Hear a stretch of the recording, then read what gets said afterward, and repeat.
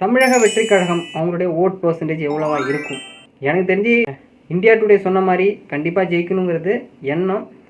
ஒரு தமிழ்நாட்டில் ஒரு மாற்று சக்தியாக ஏடிஎம்கே டிஎம்கேவுக்கு வர்றதுக்கான வாய்ப்பு இருக்குமா அப்படிங்கிறது அந்த ஹங் அசம்பிளிக்கு சான்சஸ் இருக்குங்கிற மாதிரி என்னுடைய தாட்டு. ஹங் அசம்பிளி மீன்ஸ் தொங்கு சட்டசபைம்பாங்க.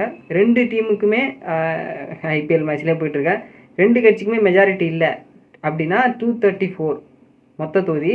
அதில் 117ங்கிறது 50%. 1 சேர்த்துக்கணும். 118ங்கிறது மெஜாரிட்டிக்கான டோட்டல் அந்த தொகுதி.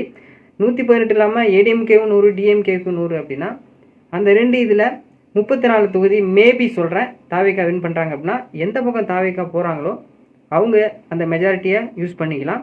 அப்போது அந்த தொங்கு சட்டசபை அமைச்சரவையில் பிரிச்சுக்கிறது அந்த மாதிரி மேபி சான்சஸ் இருக்கலாம். எப்படி இருக்கும் ரிசல்ட் அப்படிங்கிறத உங்களோட கருத்து பதிவு பண்ணுங்கள்.